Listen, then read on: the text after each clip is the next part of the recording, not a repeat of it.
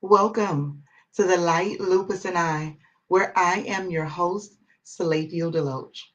And today we are going to be talking about when the doctor just does not listen.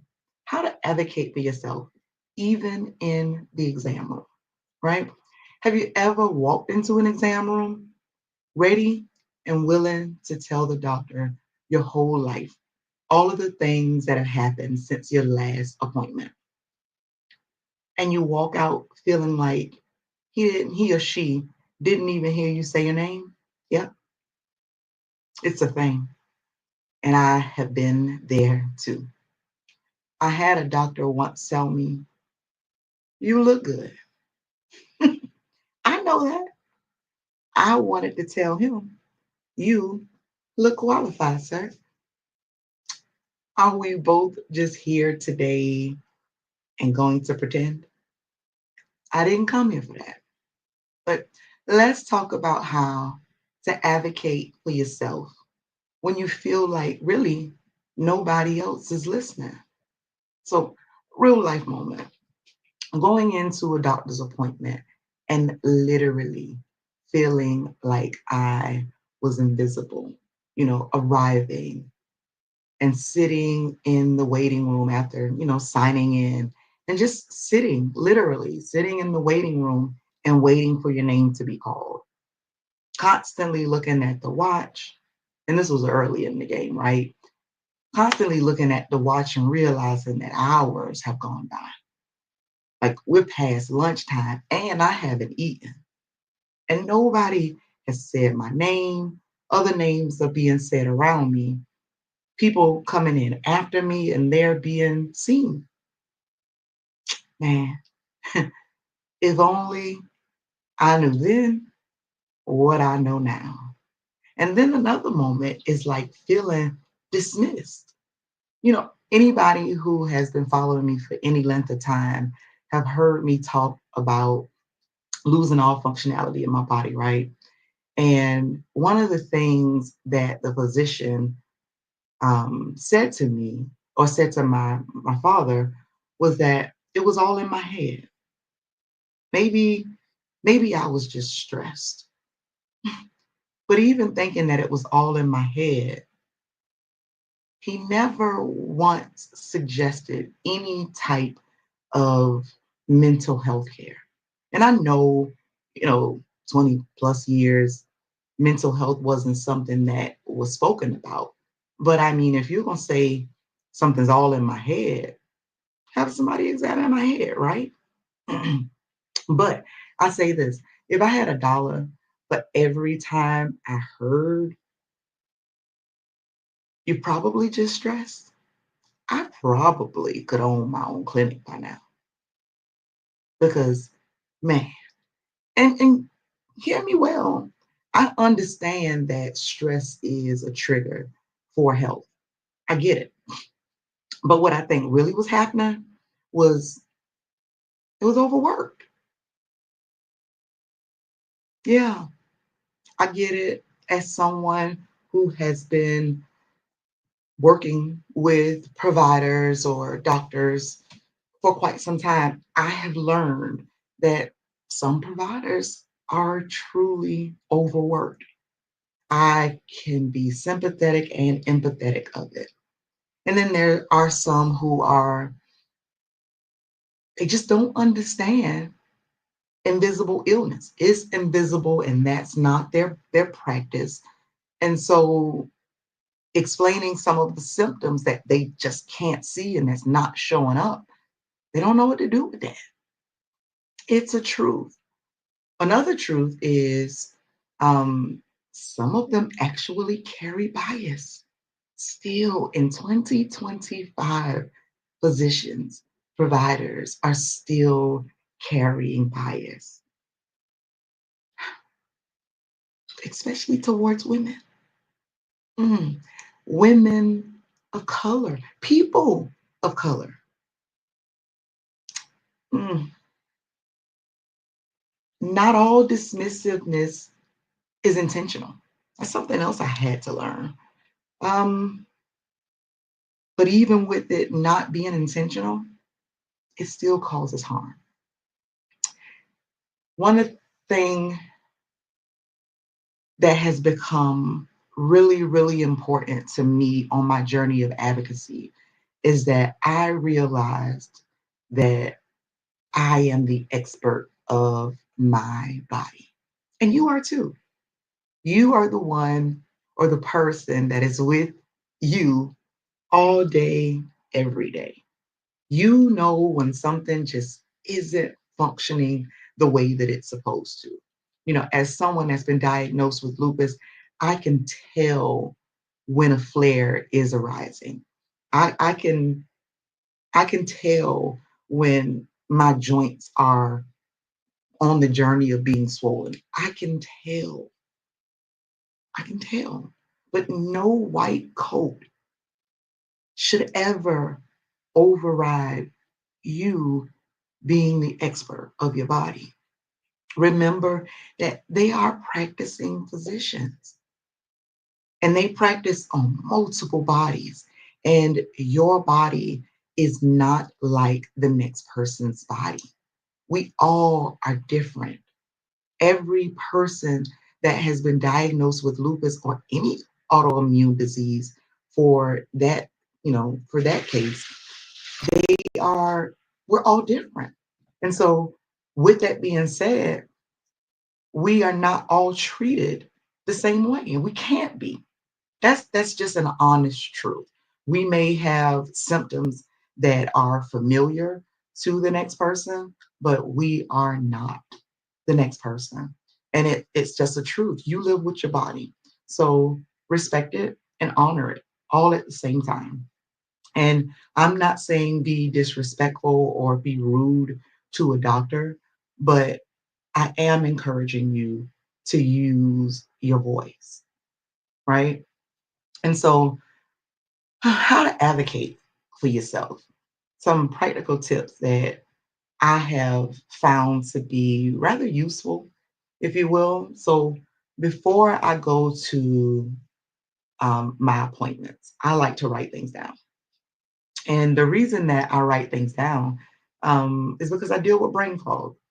Everybody doesn't deal with brain fog, but I do deal with brain fog. And so going into the doctor without my list, I have the potential of not communicating something that I'm experiencing. Excuse me. And then, in addition to that, I try to write down the top three things because going into the doctor's appointment can be overwhelming just in itself. So I try to make sure that I write down the top three things that I have noticed or that are of some type of concern to me. Another thing that I do is I take receipts, documentation, visual documentation. If I have my journal, I might take my journal to kind of recap where, when something happened, how long it was happening. Um, we love our phones, so taking pictures when rashes arise and things of that nature to allow the doctor to see the different things that has been happening within my 3 month or 6 month time between seeing him. Because I think it's important. Um, a lot of times when we go to our appointments, we might not actively be dealing with anything, but within that time frame from the last time we saw that doctor to us being in the office now, we've had some things that we've experienced. And it's important that they know how the journey is going, even if in the real time moment things are going okay. It's important that they know. And if you've had other appointments, take your labs with you. They have the labs that they have completed. But a lot of times, the reality is that doctors don't share systems, they don't share information. And that's just the truth. That's not necessarily something that's against doctors. As people who have received diagnosis, we wish that their systems did speak, and that you could go from one doctor to another and not have to, re explain what you already told another doctor or talk about results because they're having truly be helpful if their system spoke. That's our dream, right? But it's not our reality. And so, because it's not our reality, we do our part to make sure, or I encourage you to do your part. I know that I do, to make sure that we take that information with us and share it with a doctor. Very important. Something to practice when you are speaking to the doctor, um, and you don't feel like the doctor is listening to you. Calmly, respectfully, tell the doctor that you don't feel like you're being heard. It's not you being rude, it's not you being aggressive. Your tone matters. Don't get me wrong with that statement. Your tone matters. But it's important that if you are going to your doctor, that they hear you. Because if you're going to this doctor and you're paying your copay, regardless of what that looks like, the doctor works for you, right? So if you want additional testing or you are having an experience and they're not listening or they're not treating it, communicate. I don't feel like I'm being heard today. Usually, when you use words like that, the doctor has what I call a human moment. There's the doctor moment where they're practicing the medicine, and then there's the moment that make them realize the human moment. I don't feel heard. I don't feel heard. And you want to make sure that whenever you go into your appointments, that you feel like the doctor that you are there to see, that you are there to allow to serve you, hears you, that he or she is listening to you. Next, I would say consider taking somebody with you. This is not my favorite, um, but I will say that if I am having issues with my memory, I understand and I recognize the importance of having somebody else in the room.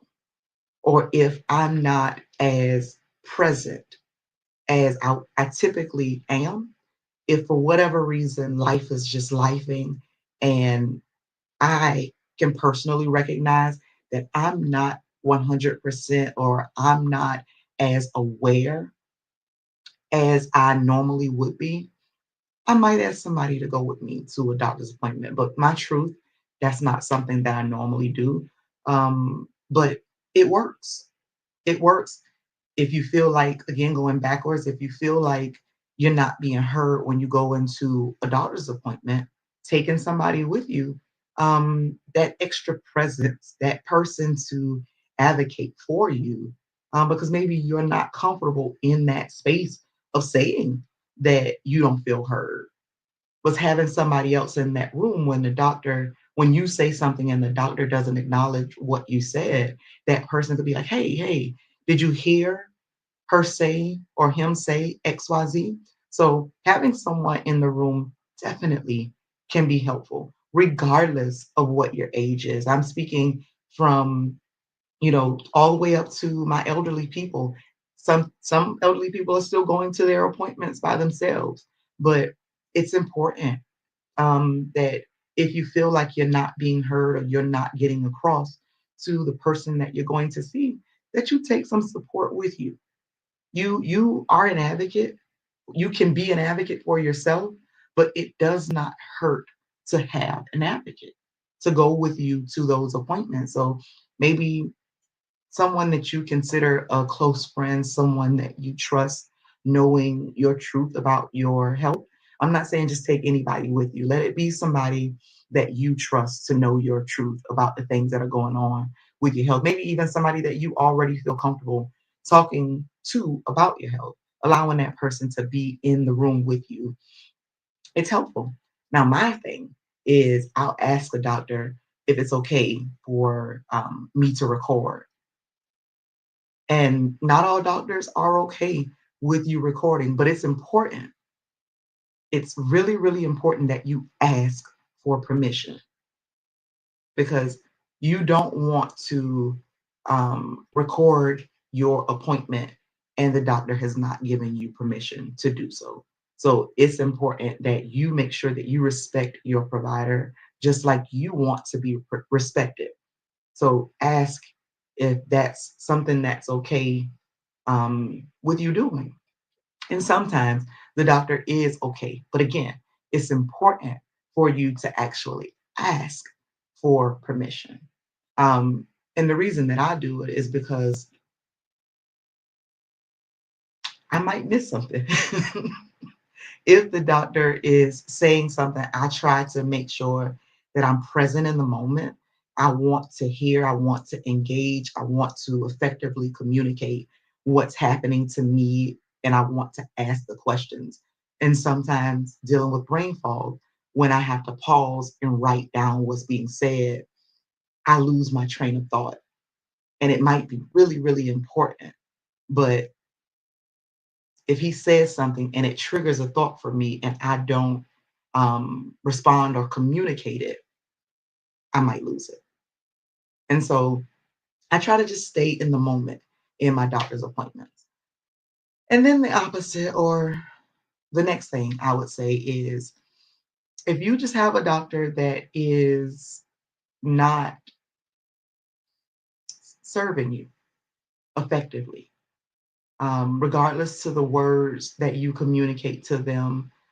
If you begin to feel like you are just a number to a doctor and you are constantly in pain and that doctor isn't doing anything to assist you, and you given multiple opportunities, with that physician to say, hey, I'm still hurting in this capacity. I requested that we do certain type of blood work or that we do certain type of imaging.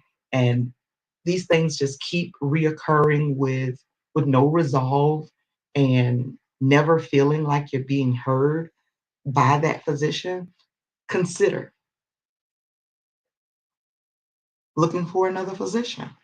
I will never ever say leave a physician without having a physician. I will never say leave a physician without obtaining your medical records. But understanding that you are not required to stay with a physician who is not effectively serving you. Now, I will also say be mindful of how you leave because you may find yourself in a situation where And so, full transparency, um, understanding that there may be situations where you have to leave a position because they're not providing you what you need. But again, remember, you're the expert of your body. And if you are effectively communicating to a physician and they are not doing their job, um, try second opinions without leaving the doctor. But if you don't receive the care that you need, or the doctor isn't paying you any attention, you're just a number, another person walking in the office to pay a copay. If you begin to feel like that, or like I mentioned earlier, you go into a doctor and you sat for hours upon hours, and you get in the back and all the doctor tells you is that you look good and you're trying to communicate that everything is hurting and all they reply with is you look good, might be a red flag. Might be a red flag. But I will say, you know, think think it through before you switch providers. It's important that you think it all the way through, that you weigh all of the options because having an autoimmune disease, it can be difficult to start all over again with a brand new physician when maybe the day that you went in to see that physician, they just weren't having a good day. Maybe, as I mentioned earlier, maybe they were having a day where they were just booked and they were overworked and they had life going on, because remember, doctors are still people. And so you want to be considered and consider all of those things before you switch physicians. But don't be afraid to if you need to. And so I will say next, some of the things that I wish I'd heard um, from my doctors at the beginning of my journey. Some of the things that I feel like I needed to hear, um, I'm not imagining it. There were so many things that were going on within my body, and especially having a doctor tell you that it's all in your head messed me up. Messed me up in a way, right? Early in my journey of being diagnosed with lupus, but having someone to tell me that I wasn't imagining the things that I was experiencing. I think that it's important for physicians or doctors to reassure the patient, to reassure the person that they're serving that the symptoms that they're feeling are not all in their head. I might can't see it on these labs, but I believe you, right? You're living with this, and I believe you. Maybe I ran the wrong test, or maybe I didn't run the wrong test. Maybe I need to run some additional tests, or maybe we need to do some labs. Or again, like I said, listening to you. If you make a suggestion to run labs because you're feeling away, or to do some additional blood work, consider it, right? I, but to brush it off, to mm, brushing it off, just I feel it delayed healing. And so if if physicians could just reassure individuals that have received diagnosis, I think it would be a greater human, if you will, a greater human moment versus a damaging moment. I feel like if the doctor were to help the patient feel like they're not imagining what they're going through, and that what they're going through is real, that if they would just dig deeper and go back and review some things, even if that's right in front of the individual, the patient that they're serving, just consider the additional things simply because you're having an experience. Acknowledge the experience. And that, I think that would help build trust.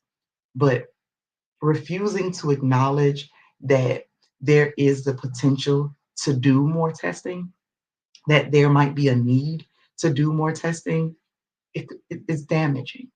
It's damaging to the person that's having the lived experience. And so, but refusing to acknowledge it, it further damages, and it makes us feel unseen. And we never want to feel unseen. If something as simple as running some additional tests could make me feel less unseen, or feel like you hear me, you're listening to me, it's so powerful. If I had the doctors that I have now, if I had them when I was first diagnosed,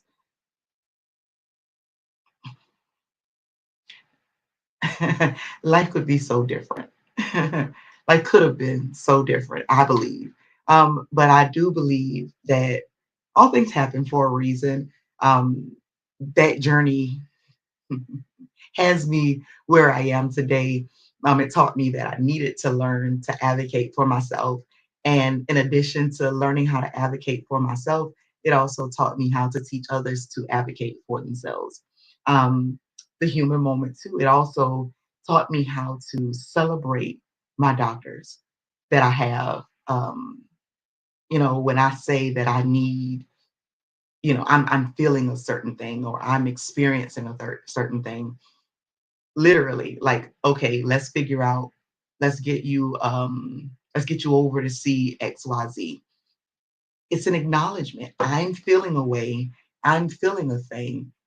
And for you to acknowledge that I am feeling it, it says, I believe you. And I don't think that it's all in your head. You don't think that it's all in your head. And we are going to explore it together. It's an amazing relationship to have doctors that are willing to explore the things that you are feeling. And for me, like, I'm someone that typically does not complain. And so if I'm going in and I'm saying that I'm having an issue, it's important to me to have a doctor that's going to respond, not react, but that's going to respond to what it is that I say I'm feeling. And not all people are like me. Not all people have this space where it has to be to that point where they're communicating it with, and that's okay.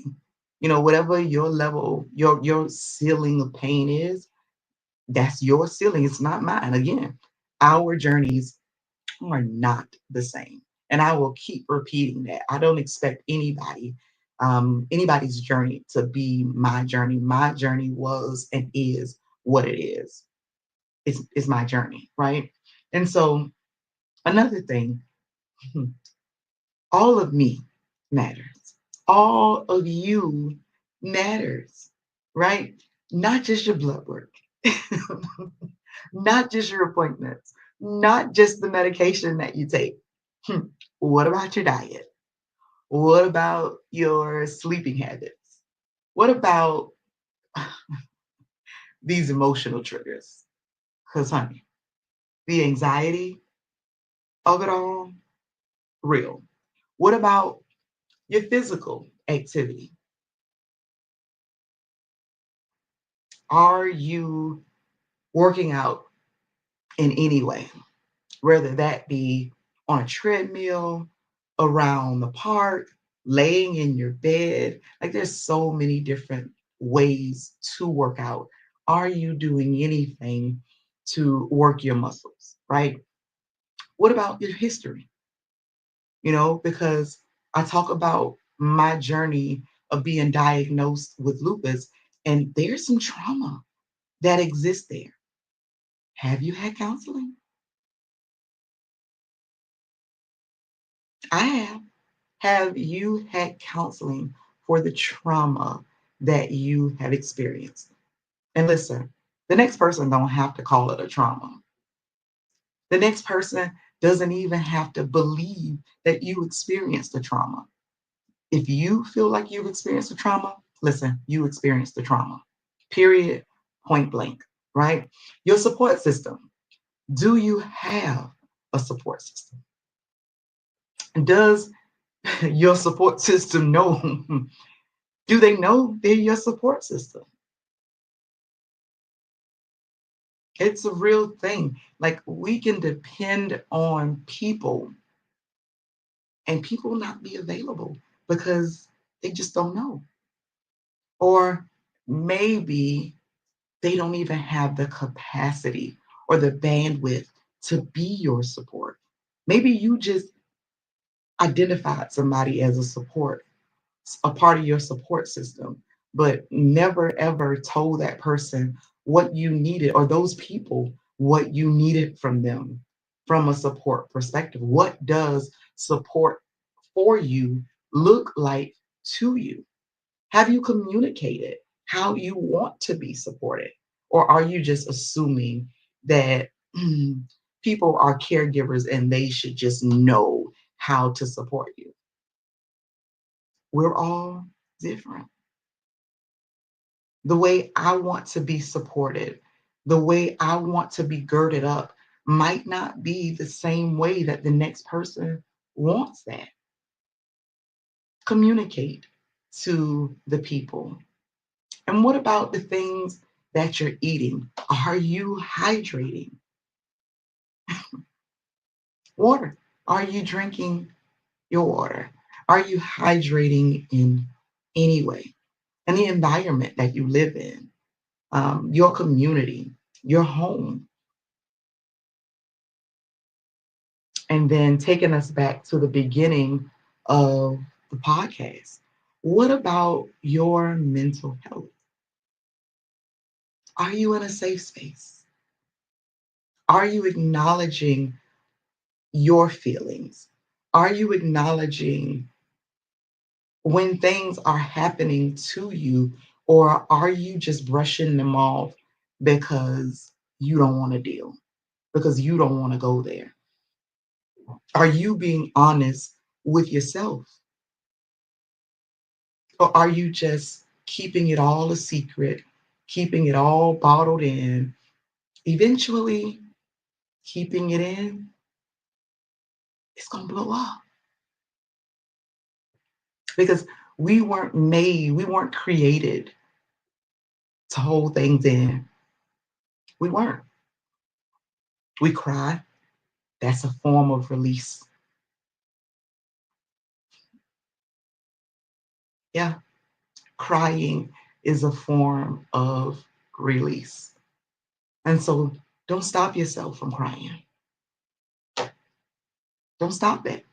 Allow your feelings to flow because you are a whole you are a whole being. That's just real, right?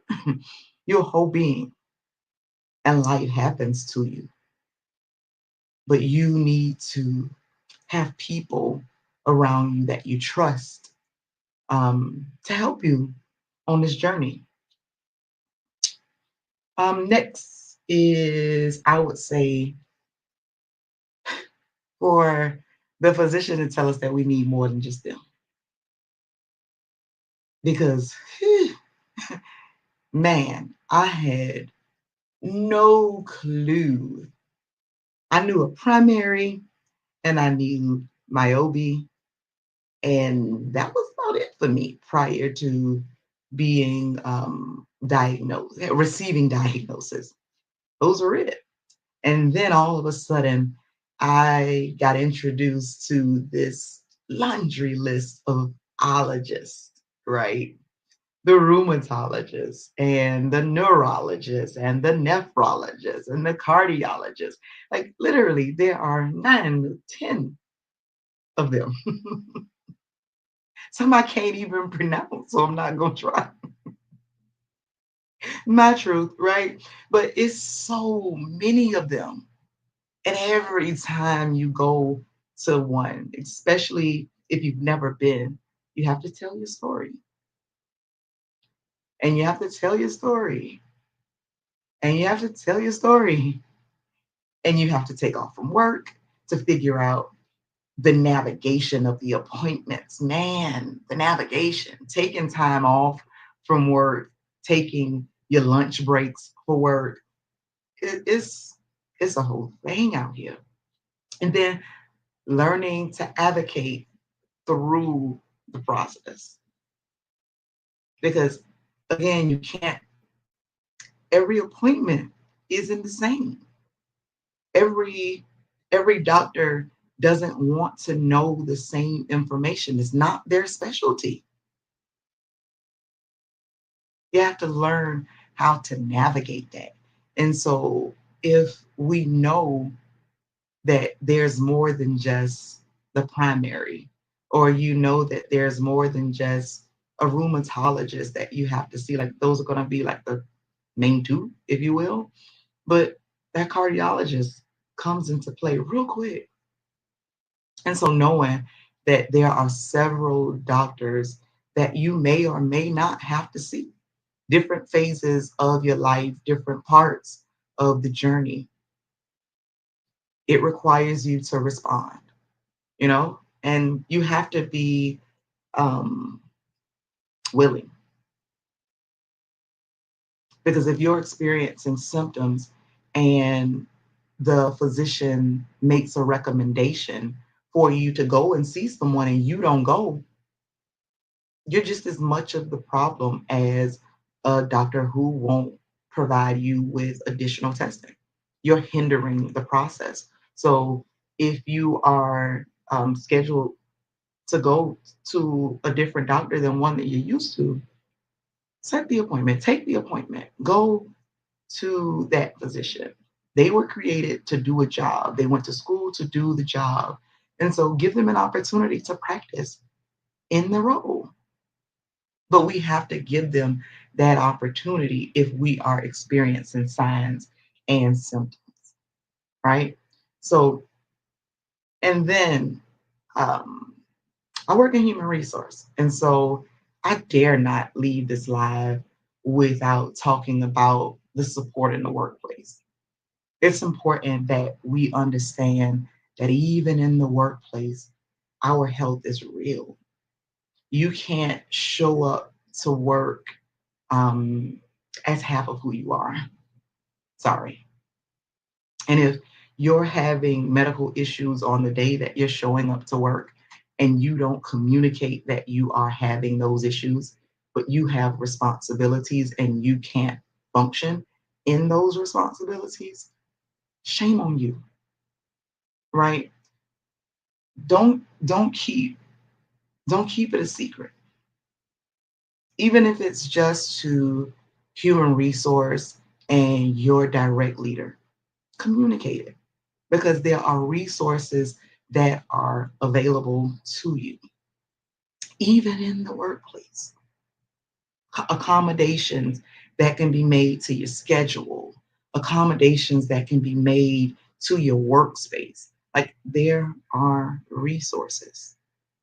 So I encourage you to use your resources. Even again, talking through the workspace, there are different programs that your workplace has that could help you navigate through your care. Because again, remember, I talked about there being a lot of different doctors. And with a lot of different doctors, there's a lot of different schedules. And you have your work schedule, you have your regular life schedule. And if you have health issues, you have your appointments, you have your follow-up appointments, you have your blood work, you have your imaging. Like there are so many components that comes with the life of someone that has received a diagnosis. You could go from 0 to 100, right? And what I mean by that is you could be coasting, not having any health issues at all. And so that calendar that you have, it works. And then out of the blue, out of nowhere, the joints acting crazy, the bones are acting crazy, the mental health is acting up. Like all of these things can happen all at once. Stress is a trigger.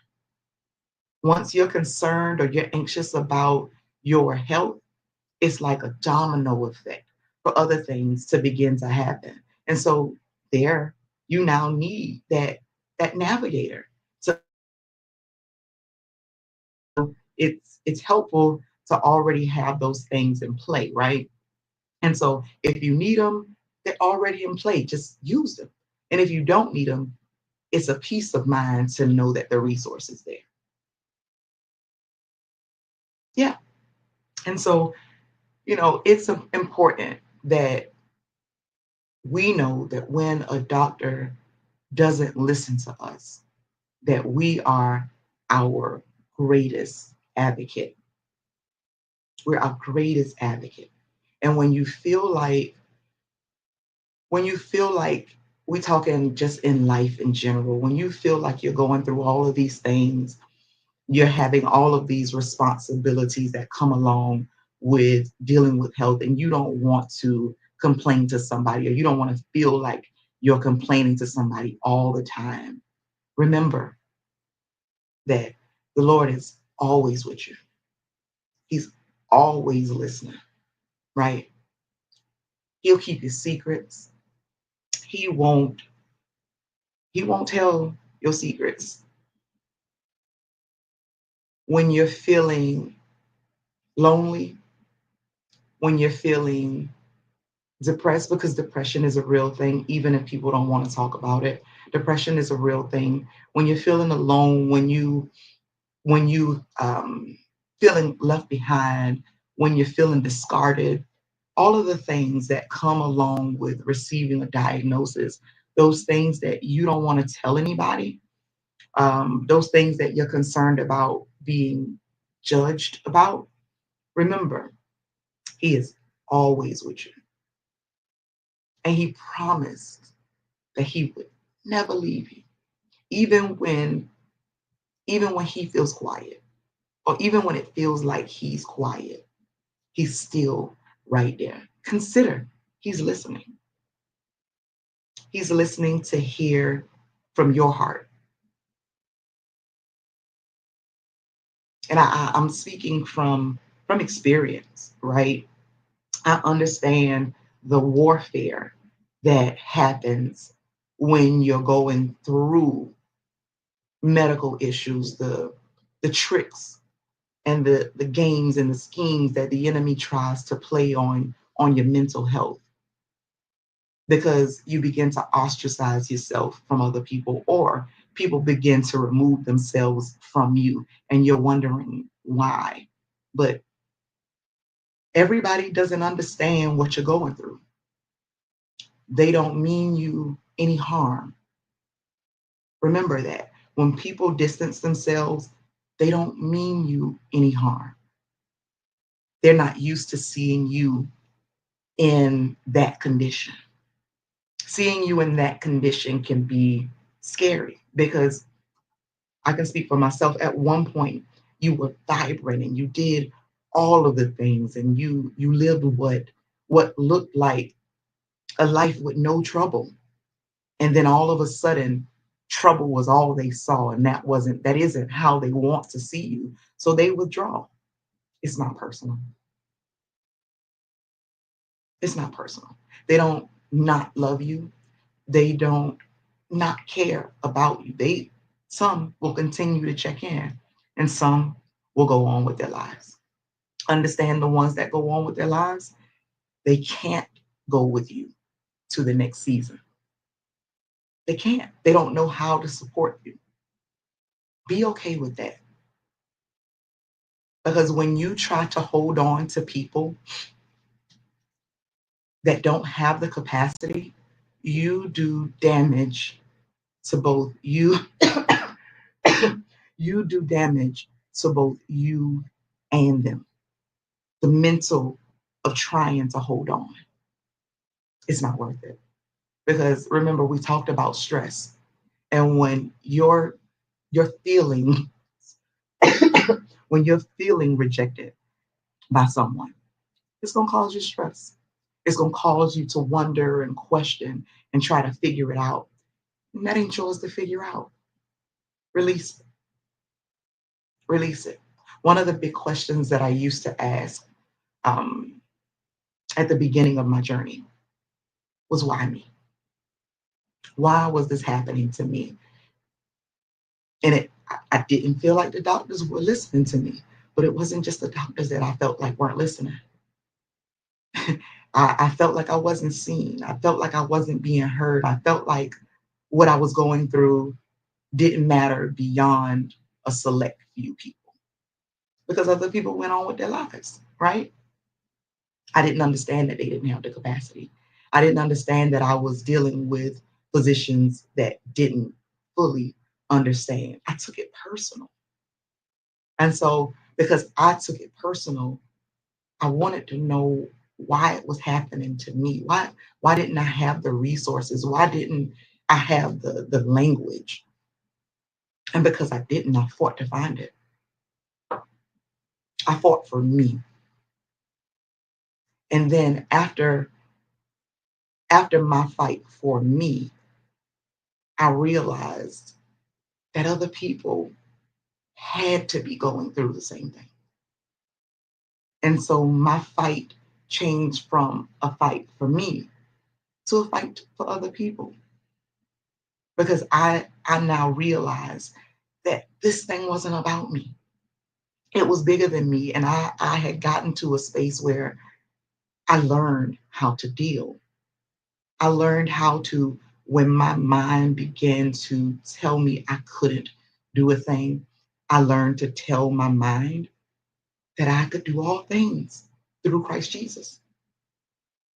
I learned that He was with me always, even in my darkest moments, even when I felt the most alone, that God was always with me. And so that question for me changed from why me to why not me? Because there was a season where I felt like I wasn't qualified to do this work. I just lived, right? I just lived, but I lived. I lived to be able to tell the story. I lived to be able to help other people. I lived. I lived not for the clout, right? I live. I live for the service. I live to be able to serve other people, to help other people on their journey, to help them see not crystal clear, but to see that as hard as my life got, it didn't stay that way. It didn't stay that way. And majority of the battle was mental. It was mostly mental because I saw everybody passing me by. I saw everybody going on with their life. And I had plans for me. I had plans for me, and my plans blew up. But listen, God has plans for us, and those plans, I am actively learning that His plans, the plans that are for good and not evil, man, I couldn't create this life. The life was already created for me before I was even formed in my mother's womb, before my parents even thought about me. God already had plans for me. And on this journey, I've learned that those plans are good. And I've learned that I'm worthy of living those plans out, right? And one point in my life, I used to feel like I had to know what was next. But now I live a life like, God, what are we doing? Like, show me how good life can be if I surrender all of who I am to you. And listen, I'm not trying to tell you that I don't have things to happen in my life, right? But what I am telling you is my life now is better than it has ever been. Even going through trials and tribulations. Every morning I wake up, I experience, it takes me time to get out of my bed. And there was a point in a season where I would be so frustrated. I would be so frustrated with me because I couldn't make my body move the way I wanted to move. My alarm was going off and it was time to get up. But then I began to use that time that my body was adjusting to waking up and the pain was running through my body. And I began to use that time until my body was ready to move. I began to use that time to pray.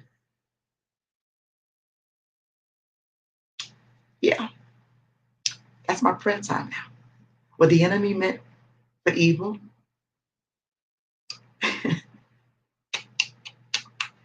God turned that thing for good, right? because now it has established a relationship with me and God. And yeah, I'm still in pain, but I pray about that pain. And in addition to praying about that pain, I pray for you. So it was good for me that I suffered because it taught me and it drew me closer to Christ. And now the pain ain't required. When I wake up and it ain't no pain, I still use that same time to pray because He's worthy. He's worthy of my time. He's worthy of my desire of being in His presence. Yeah, alone time with God. It's a real thing. You get to learn so much about yourself, but not only about you, He begins to reveal Himself to you. It ain't nothing like getting to know God for yourself. Yeah. So when the doctor don't listen, call on Jesus. When the doctor don't listen, right?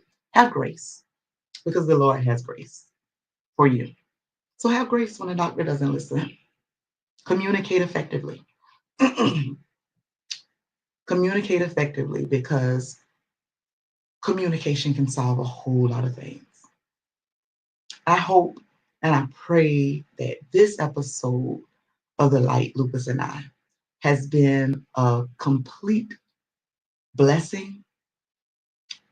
It provided you with some education, uh, some opportunities, some tools on how to advocate for yourself, and to know that you ain't in this fight by yourself. There are other lupus warriors. If you're not a lupus warrior, there are other people dealing with autoimmune disease. And listen, there are just other people dealing with other health issues. It ain't got to be autoimmune. Life hits. Life hits hard sometimes. But know this, you are not alone and you can make it. This too shall pass. You be blessed. You be encouraged. And God bless you. Good night.